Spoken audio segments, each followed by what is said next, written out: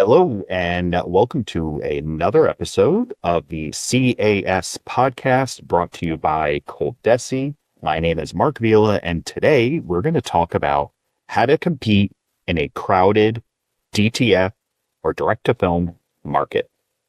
So what is this episode about? Right now, the direct-to-film market, direct-to-film printing space, it's booming. More and more businesses are jumping into the market. And it's really for a lot of good reasons, right? Direct to film is easier to work with. There's less barriers to enter into this space. Shops that were doing signs before or small businesses maybe starting up and getting into direct to film, and they're really being put on the same level as larger shops. It's really tightening up that gap on the quality of the apparel that's produced and even the speed it can be produced. So with a low barrier to entry, production-friendly equipment, for under $15,000, you can get production-friendly equipment. And you have full digital apparel that looks great, feels great, washes. It's relatively, quote, easy to use. It doesn't take as long to learn or master as something like screen printing would take. So if you're feeling a squeeze on price, overwhelmed by competition, or just stuck on how to grow your business, this episode's for you. So let's go ahead and talk a bit about how to compete in a crowded direct-to-film market. So why does it feel crowded, right? There's a difference between how crowded the market is and how crowded it feels. Two different things. And I think that one assumption to make is that it's not as crowded as you think it is. And I'll tell you why. For one, I know custom t-shirt businesses are definitely more common than they were even just 5-10 years ago, right? But a majority of these businesses that have started up are very, very small startups, or they are folks who are actually just using something like a Cricut in their house. Everyone has a friend or a cousin that has, a small printer or something like that. But as far as actual professional t-shirt printers out there, it's not so crowded that there's not room in the market to grow. That's for sure, right? But if you look online, if you look at social media, people seem like they're particularly busy. They seem like they're a big business or whatever it might be. But we all know that what we see on social media, what we see with websites, whatever it is, people can appear a lot bigger than they are. So not everybody out there that is a direct-to-film printer or a t-shirt shop or whatever you want to call it is necessarily a threat or even exists much in your business at all, right? So that's something really, really important to consider, okay? And then customer expectations are in a weird space nowadays too, right? And the reason why I say that is, with as easy as it is to communicate, social media, all of these things, consumers are educated, right? And they'll come to you, why is your shirt $30? I heard I can get one for $15. I saw a place online that sells them for $5.99. So you kind of hear all these stories out there, but again, it's not all the same. Marketing is definitely tricky. A really great example, it's not direct to film actually, but it's embroidery. And I found this to be really interesting, was that, somebody had said to myself or one of my coworkers, I forget how it got brought, but they had said, hey, there's a place online that sells embroidered puff Richardson hats for like $9, right? How can I possibly compete with that? So we were like, well, that's really interesting. That's like, how can they possibly make any money doing that, especially doing small orders? So we go and we kind of research, we find the company, we go online, we go to place an order. Well, yes, it was $9 for the hat, right? That only included something like 1,000 stitches, right? Which is unrealistic, right? If you know about embroidery, 1,000 stitches is nothing. That's a micro little monogram. That's not even enough to do a small ColDesi logo, just the letters, right? A logo like this is at least going to be 5,000 or so stitches. So every 1,000 above that was more money. There was also a setup charge, which was particularly large. I think it was like $125 or $150 for a setup charge. Then there was an art conversion charge, et cetera, et cetera. By the time you added it up, it was $26 a hat, I think, to do 40 of them. I forget the exact numbers, but it was something really large. I may have spoken about this on another episode before, but it was a couple years ago. But the story had come to mind because not everything is what it seems, right? So when you hear about really low prices or you hear about things in the market, it might not actually be reality. So for one, why it feels crowded is different than reality. So you should not give up don't let it get in your head, right? That's a really, really important thing. Don't let that trash get in your head that I keep hearing about this, that I keep hearing about that. That's a problem that we have nowadays, right? If you follow politics, if you follow sports, whatever it is, there's all this speculation, there's all this head trash out there, but really, day to day, probably not affecting you, probably not affecting your business, right? So don't allow head trash get in there. However, there is some truth to it, right? It is a more crowded market, and that's why we're going to talk about how you can help get beyond that. But there is some more good news. So I put some notes in my notes here. I put the good news. So let me make sure I got through all those. For one, as I mentioned, just because everyone's cousin makes a t-shirt doesn't mean that they're good at it. Doesn't mean that they're going to be doing it even a month from now or 6 months from now. All right. Most side hustlers give up, right? They give up for a bunch of reasons, right? It's not their main job. Maybe they get a promotion at their main job, or they run out of time, or they have a baby, or they get divorced. There are a million reasons why side hustlers, people who are doing this part-time, don't last very long. So if you lost business to somebody's cousin, chances are when there's a reorder to come up, they might not even be in business anymore. Okay. Now, also, the business isn't easy, right? I said earlier, that direct to film printing was easy, right? And you have to use quotes on this. If you can hear and see the air quotes, it's really important to mention why it's easy and it's not easy. Okay. So what I'll say is if you wanted to do a t-shirt that has, I don't know if you can see it behind me, but there's just, if you're watching the video, I'm pointing to a gator image we have, right? And if you go to ColDesi.com into our direct to film area, you can probably find that gator around. It's a ton of colors in there. So, and a very experienced, intelligent screen printer who knows how to do artwork could say, I can achieve that artwork with screen print, right? They would say that because there's a lot of interesting things they could do. There's half toning and separating of colors, and there's all types of tips and tricks and effects you can make to make just a few colors look like a lot. However, they did not learn how to do that overnight. And if you're a screen printer, it took you a while to master that. Now you may be fantastic at it, but I bet your 10th, your 50th time doing it might not have been that great. So direct to film printing is easy because in your first attempt, you can get a really nice high quality piece of art output. Okay. But the business is not easy. And that's why t-shirts are expensive. That's why there is a good margin, right? The cost of a blank t-shirt we know is only a few bucks. The cost to print a direct to film transfer we know is change. Well, why is a t-shirt worth $15, $20, $30 if it only costs a few bucks to make? And it's because it's not that easy, right? It's work, just like everything else. I know how to change out a light switch on the wall, right? That's easy. However, that's way different than being an electrician, right? So there's a difference between being able to run the shirt maybe once or run a handful of shirts versus owning a business. And another thing, talking about that barrier to entry being adjusted a little bit. Like I said, it's $15,000 is a reasonable number to get a production-friendly direct-to-film printer. But that barrier is still large enough that not just everybody can do it, okay? So it's not for everybody. There's a good amount to learn. There's some money to invest. There's space. There's a lot of things to invest. So not everybody is doing it. So if you're looking to get started, there's definitely money to be made. If you already have an existing business and you're fighting some competition, we'll talk about how you can do better and you could still make, not only still make money, probably make more money than you ever have before. Okay.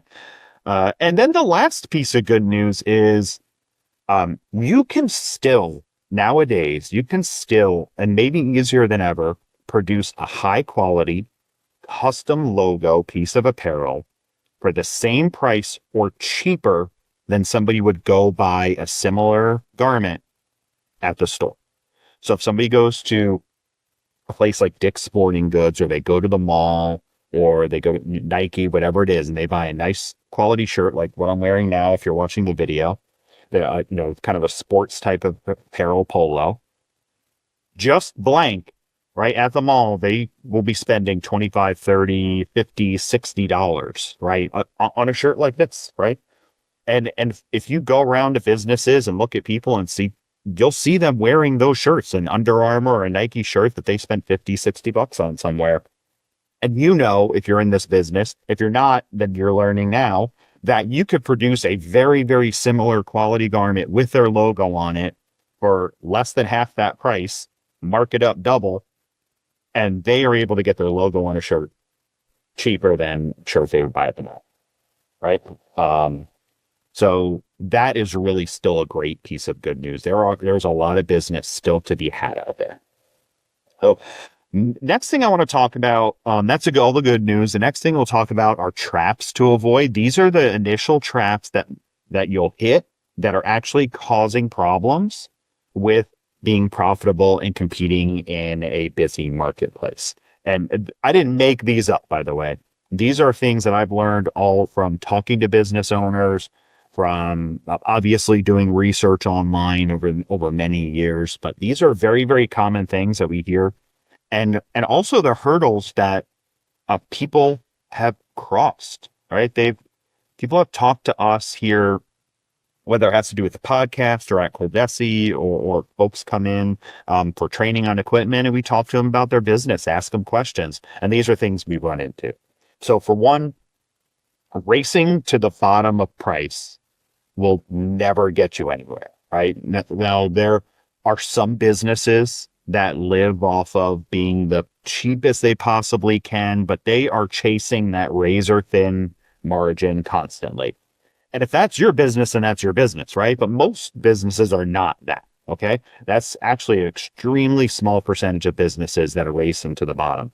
So what will happen with that is, chances are, because you might not be the extreme efficient person that can run a business off of razor thin margins, if that's not you, then you're always going to be beat on price. And there's a quote that I love that, I'll be honest, I cannot remember who said it right now.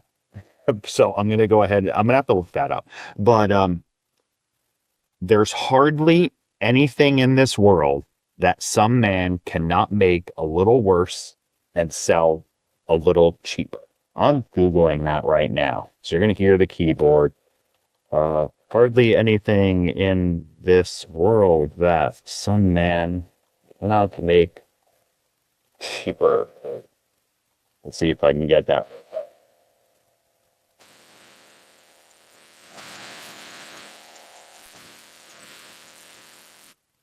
John Ruskin. Okay, I have given him his fair credit. So John Ruskin said that. And actually, the full quote, which I like, there's another piece to it too. It actually talks about buying products. There's hardly anything in the world that cannot be made a little worse and sold a little cheaper. And those who consider price alone are that man's lawful prey.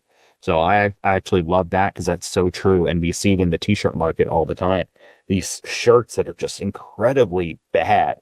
They feel bad. They wash bad. They look bad. Everything about them's terrible. So you're never going to compete with that person.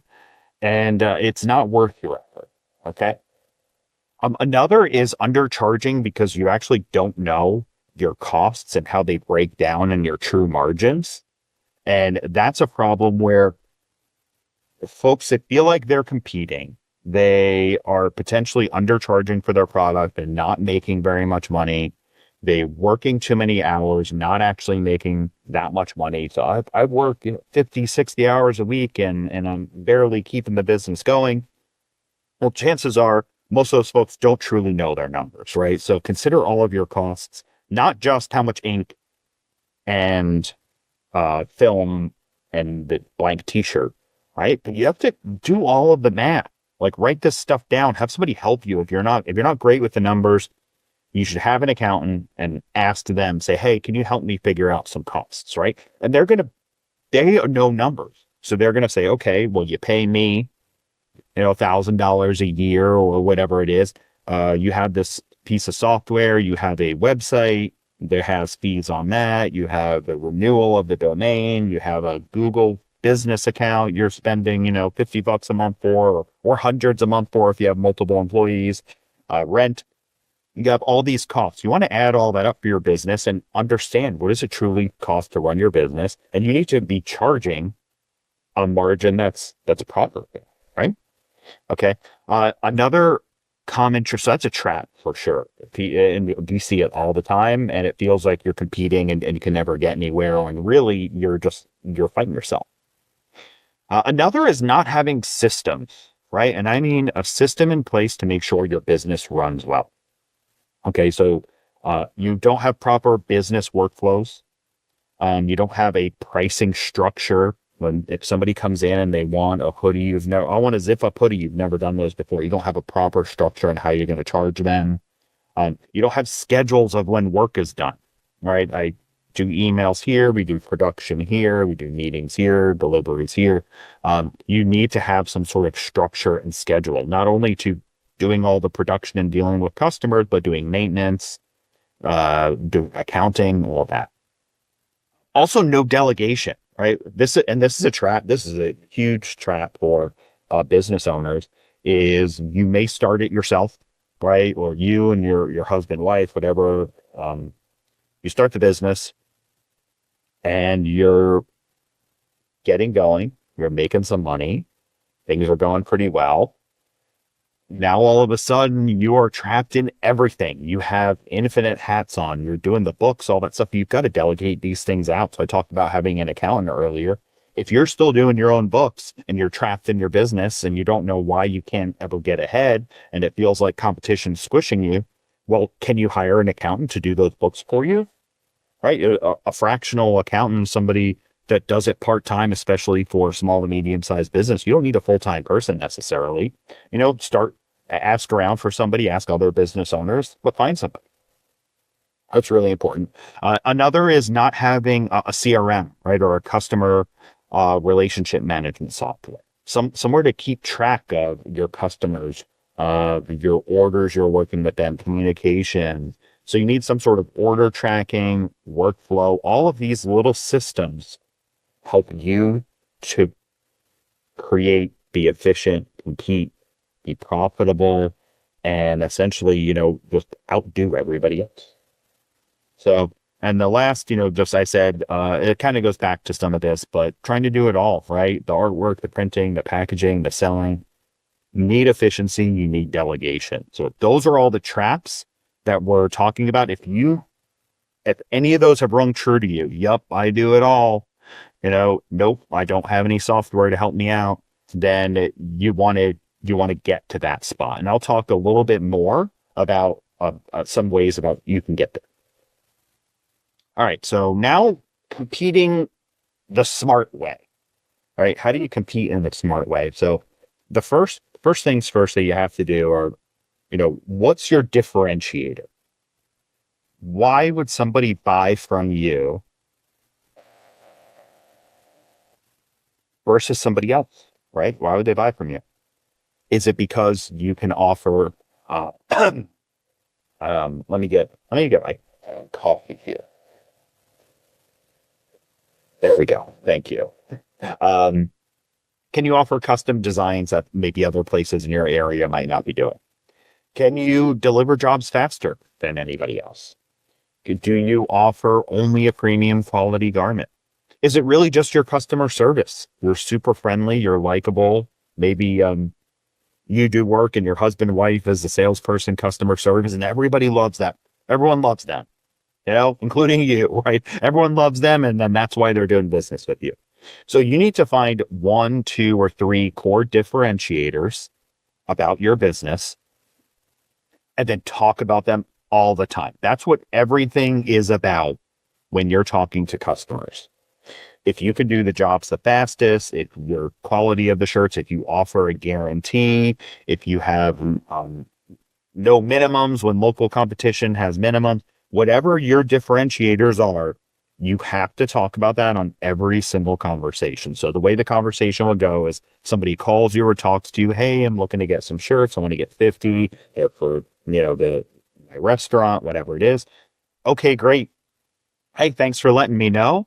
Let me tell you a couple quick things about me, and then we'll put a quote together for you. For one, all of our jobs are done within 3 business days. So I'm going to get you it's Tuesday right now. I'm going to have your stuff by Friday. The other is we do a custom consultation. So we don't just take orders, but what I'm going to do is I'm going to sit down with you. I'm going to talk with you about different types of apparel, and I'm going to find the one that's actually perfect for your restaurant. We don't just do cookie cutter stuff where I sell everybody the same shirt. And last, everything we do is premium quality. So the type of printing is from the premium quality piece of equipment. We're only selling premium quality garments, and then every output is quality checked to make sure that everything is wonderful and you're super happy with everything, right? And then also I offer a 30-day guarantee, whatever it is. But you have to find these things. You have to talk about them and push them to your customer everywhere. It should be in your email signature, your website, your phone conversation. What makes you different? So people think about that when they think about you and your business. All right. Next is understanding your niche. And we've talked about this a lot, and this is kind of this business 101 stuff, but what's your ideal customer? Well, product. Push towards that. Spend less time trying to compete with everything else that's out there. And the challenge is right, hey, I'm a small business owner. Somebody comes up to me and they want aprons. I don't really do aprons. I do t-shirts and polos. That's all I do. But they want aprons. I don't want to turn away the business. Well, what danger zone do you end up going in there? For one, do you know how to properly price that? Have you ever tried to put the transfers you work with on that apron material? Will they work? All right. All of these things are going to add up. They're going to give you potentially a bunch of trouble, potentially a dissatisfied customer. So you try to avoid saying yes to things that could be in a danger zone. Now, maybe an apron is fine. It's not too much of a danger zone. But if they ask you for embroidered aprons and you don't offer embroidery, and now you're considering maybe I'll outsource that to somebody else, you have to decide, is the risk worth the reward?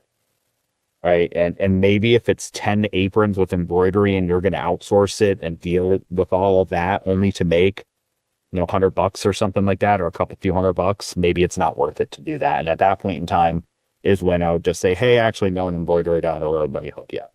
So find your niche, stick to it, and own that niche market that you have. And what I mean by own it is your business card should feel like it. Your website should feel like it. The personality of your business, all the branding, it all should feel and match that niche market. It's really, really important, and it will help to differentiate you. And both of those two above, the differentiators and the niche, are going to let you charge what you're actually worth. And this is, and it's funny that we're talking about how to compete in the market, and one of the answers is charging what you're worth. But it's actually true, because what happens is really what we're not talking about competing truly, because that's not the root issue here. The root issue is you are worried you're not going to make enough money. You're worried you're going to go out of business. You're worried you're not going to pay the bills. You're worried you're not going to hit your goals. You're planning on passing this business down to the next generation in your family. You're worried that it's not going to be around. That's all of the problems, right? And then we define that, but the cause of what we're saying is I'm worried about competition, but really what I'm worried about are going out of business, not making money, all of those things. So the solution is making money, right? It's staying in business. It's keeping your value up. It's staying profitable. It's staying relevant. Those are the actual solutions to competing, because that's the core problem. The core problem is, how am I going to make money? So you have to charge what you're worth. If you have a good niche market, you have ideal customers, you have differentiators that set you apart, that's going to allow you to charge the right price. So if somebody comes to you and says, and you say, well, I charge X amount of dollars for this order, and that they would say, oh, okay, the person down the road will do it for 20% cheaper than that.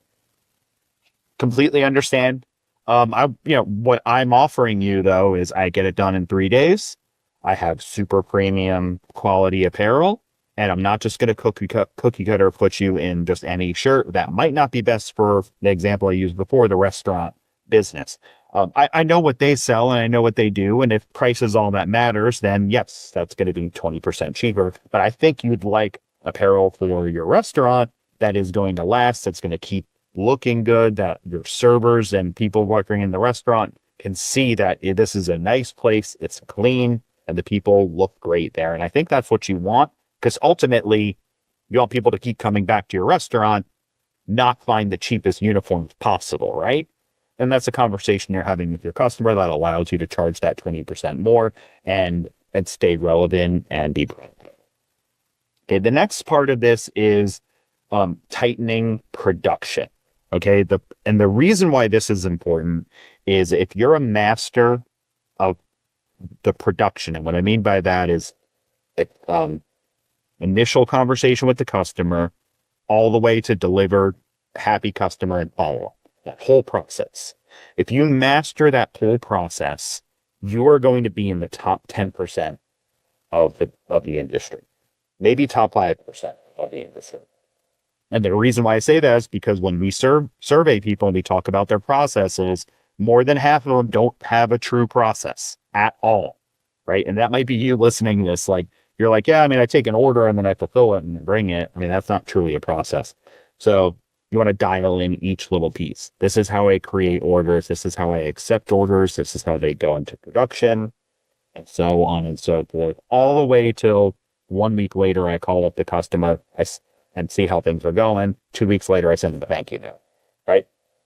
So learn everything about how to tighten your production, your pre-process and setup steps, maybe batching jobs together. So you do all your actual printing and production work during a chunk of the day. Designing work zones or spaces. This area is a clean zone. This is the printer. We don't eat lunch or drink coffee in this area. This area is the output zone. This is where we're boxing everything up and getting it for the customer. We need to have the business cards and the thank you notes. All that stuff is here. Get things in the zones, have checklists. Checklists for maintaining your equipment, checklists for the final quality control before you deliver to the customer. Okay. This means less mistakes, faster delivery, less waste. That's a huge one, right? 100% you've thrown away some apparel because of a big mistake.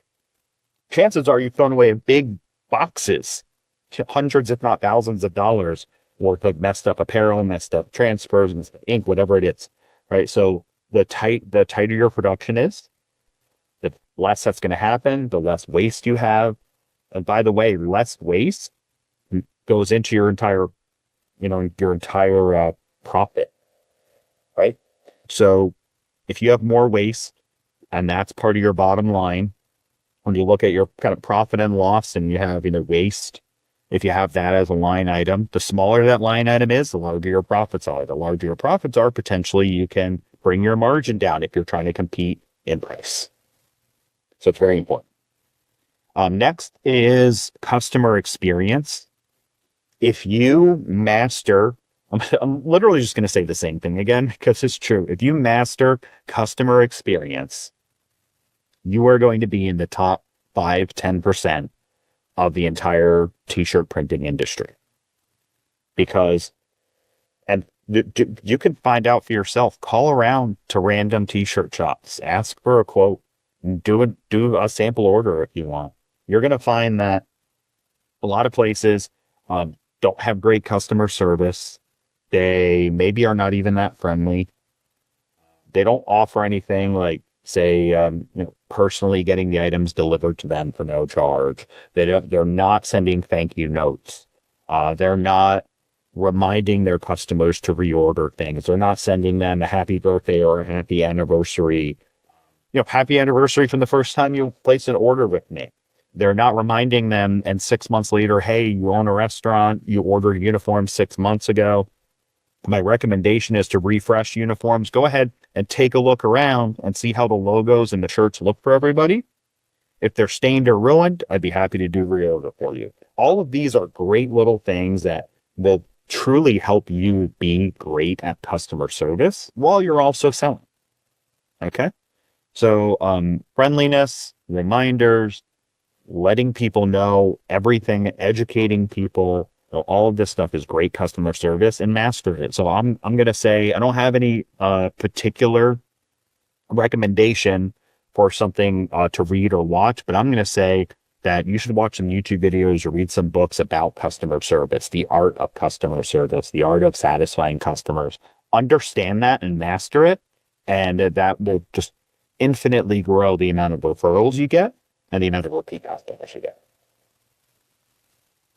Okay, now we'll talk a bit about, I called this section growing in a crowded space. Right? For one, and some of this is a mildly repetitive, but we'll go through it quick if it is. For one, you are not Amazon or Walmart. You won't beat the lower price, but you can offer a fantastic experience and a fantastic quality that will make people want to buy from you / your business, because you're not Amazon or Walmart, right? So don't compare yourself to them, because your customers don't want to buy from them for a reason. They bought from you in the first place for a reason, and they're going to buy from you again for a reason. Okay. Next is referrals. We talked a little bit about customer service earlier. And if you're in business now, you know when you first started, how quickly did you grow just from referrals? And I'm going to tell you that from my own personal experience, from experience of speaking to hundreds of customers over the years, when we survey people, especially when they're brand new, how do you get most of your business? Referral. Almost everybody is referral. Very few people say, oh, I did advertising. Oh, it was Google Ads. No, almost everyone says referral. So master that. And I'm going to go back. I'm going to actually say it for the third time now. If you master referrals, you will be in the top 10%, because most people don't master referrals. So how do you do it? You have a script or a phrase or a pitch that you have memorized for asking for referrals, and you say it out loud to your customer. Then you remind them again, right? You remind them via email, if you send them a thank you note, you have a card in there. Hey, by the way, the best way you can thank me is by giving me a referral. Pass this card to somebody else. You can also create a give/get program. We've talked about this in the podcast before, but a give/get program basically just means, you've seen them before, right? It's it's a $10 coupon for somebody else, and if they redeem it, then the person who did the referral gets $10, right? Maybe 10 for 10 is not right for the apparel industry, but you can offer people a free hat or a free custom design or whatever it might be. You can tell that you waive your design fee on referrals, which might normally be, maybe you charge $75 for a design fee, but if somebody gets referred, that fee is waived. Whatever it would be, you can do something to ask for referrals and do something to encourage your referrals to happen. Okay. Next, leverage what you have.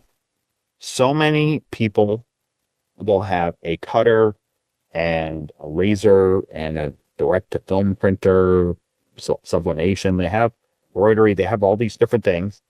And then somebody comes to them and asks for t-shirts. And they say, great, 50 shirts, I can do that for you. I'll have them done next week.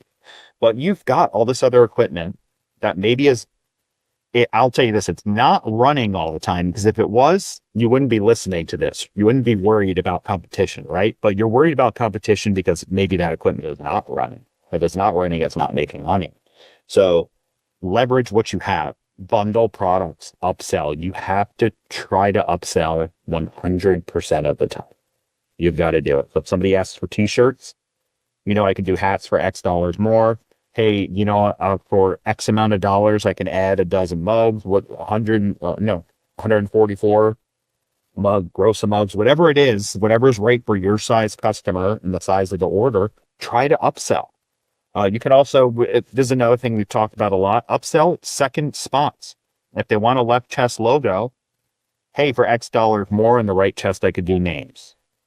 I can also add the logo on the back of the shirt. So they'll see the logo coming and then they see the logo and the person's walking away too.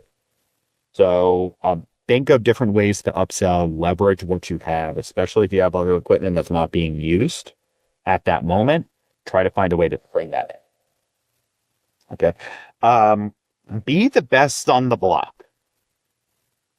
And we've talked about it a few times already, right? And being in that top 5, 10%.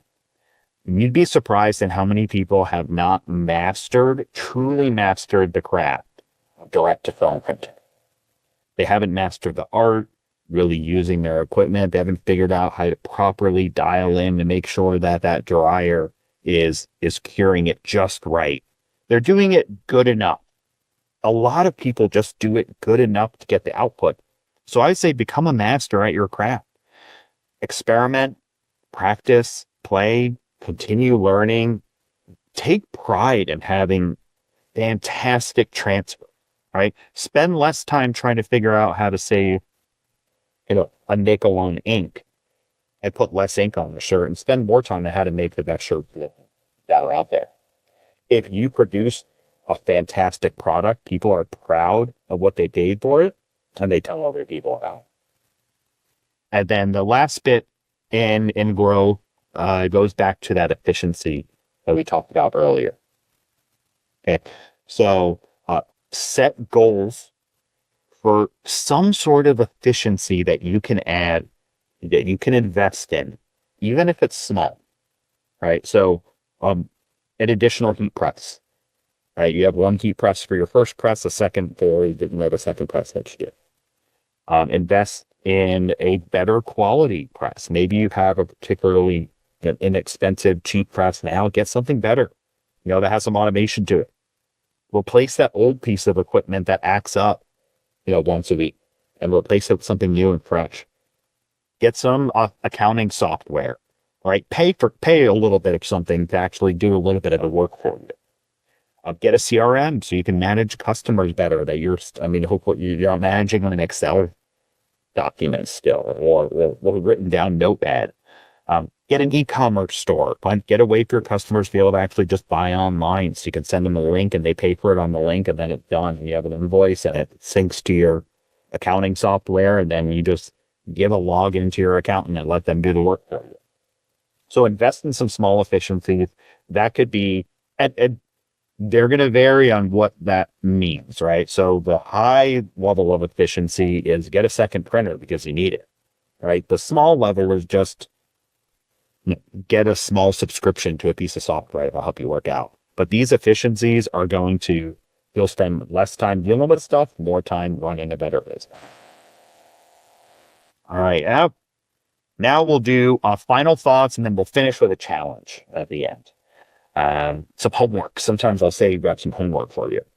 So, the final thoughts are you don't need to be best at everything. Just be the most dialed in for your customers, for your niche. Okay.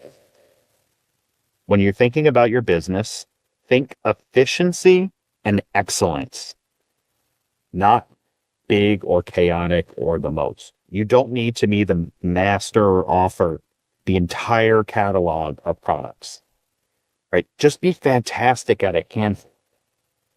And it really will make a big difference for you.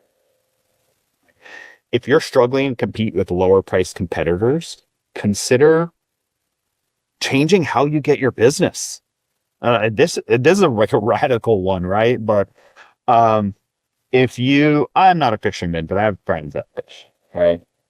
And if you fish and you go to a spot to fish and you are only catching really small fish that you're throwing back, you want to catch fish that you're going to eat, why do you keep fishing in that spot? Why are you going to come home disappointed every time? Find a new spot to fish. So if you're typically getting business from a referral source or a particular type of customers, and they're always beating you up on price, and they're really a pain to deal with, and you never really feel like you make enough money, plus they're super stressful, stop fishing in that well. Find a new, or in that, in that pond, find a new one, find a new way. And I know it's a challenge, right? It's not easy, because you say, well, I do my hometown. What am I going to change everybody in my hometown? But no, find a different way to appeal, change the product that you offer, find a different way to sell, get some different referrals, and pursue some different business. And if you're getting a lot of referrals from a group of people that are all those negative things, well, great. Go out and sell to somebody else, right? Like, knock on some doors, bring some samples to some other local businesses, try to get business of a local school or some restaurants, or join the local chamber of commerce if you can, or small business association, or whatever else you might have in your local group, BNI, whatever you want to join, meet new people, get new referrals. I know, easier said than done, but it's how you do it, right? Or you could do other things too. You could do paid advertising to try to bring in new business. You can sponsor kids sports team. There's a lot of little things you could do to try to level that out, but you've got to get a different pond to fish in. If you're struggling to compete with lower priced competitors, you're just competing in the wrong space for the wrong customer, for you. All right. And another thing to do in regards to competing with the lower priced competitors, maybe it's too much to do that, right? You say, well, it's too hard to find another place to fish, whatever I call it. So buy some apparel from them, or have somebody secret shop them. Spend a little bit of money, get their finished product, and check it out. The product, the entire process, everything. See what can you do differently after you've seen the entire transaction unfold and you have the finished product. Find it. And hunt for it. I know sometimes it's hard, right? You look at it and you're like, dang, it's pretty good. They were pretty fast. Find what's different and really search for that. And then that's what you dive into. So we've got some final thoughts. There's definitely still room in this market. There's plenty of money to be made. We see people every month that are small businesses boom. We see bigger businesses get bigger. We see startups purchase a second piece of equipment in a short period of time. So the business is out there to be had. It's just a matter of you being great at it. So let's start with the challenge, right? Really, I think there's two challenges in this. One, look at your pricing again. Is there anything you can do to fix it? Right? And what I mean by that is do you have a proper structure? Is anything priced too low of a margin? Do margin calculators in all your different orders. Is it priced too low? Is there one product that's priced too low? And if that's a case, and maybe, I don't want to even like saying this, maybe something's too high. And maybe your price too high. I normally would just say, don't lower prices. That's a dangerous game to play, but do some price competition out there, see who's going. And maybe if you're really high and the margin is really big, you've got room to come down and be more competitive. So look for one thing in your pricing that you can fix. That's one challenge for you. And then the other is look for something in your entire workflow, the entire process, that you can make better. Whether it's how you invoice customers, whether it's how you pack things up, whether it's how you follow up with them. Look for something that is not great. If you have a table that's super messy that you fold shirts on, clean that up. Is the area where you print and press all cluttered? And that the heat press would be so much better if it was on the other side of the room, but there's no electricity over there. Call an electrician. How much to draw up some power over there for you real quick? Okay, that's going to cost $500. Save up for it. Put it on a note. Put $50 an order aside until you get 10 orders done, and then get the power there. Move the heat press over there. Now you have a more efficient area. You're working faster. You're delivering faster. Your customers are happier. You're working less hours. You can spend more time making money. Right? selling to customers. So those are your two challenges. Find something in your pricing you can do better, and find something in your workflow you can improve. And that's going to be great for your business in general. But hopefully you learned a little bit in this conversation about how to compete in this competitive direct-to-film marketplace. For one, there is definitely room to grow. There is a lot of folks out there who are not doing it that great, that are busy. So just, you could do better than them. You absolutely can. And the fact that you're listening to this podcast and you're thinking about it means you're already on the path. And I'll finish off with a quote that I've probably mentioned before on other episodes, but I think about it a lot. And it was something about parenting books. And they said, what's the best parenting book to be a good parent? I want to be a good mom, dad. That's the best parenting book I should get. And then the answer to it was that all of them, the fact that you want to read a book about being a parent, being a better parent, automatically means you're doing better than everybody else because you care, you desire, you want to be better. So you're listening to this, which means you want to be better. And that means you absolutely can be. So go find the things to be better in and go compete and be a winner in that direct-to-film marketplace. So again, my name is Monk Vila. It's been another episode of the CAS podcast brought to you by ColDesi. Please visit ColDesi.com. And if you're in the direct-to-film market, give us a shot, ask for a sample, talk to one of our pros to get your questions answered.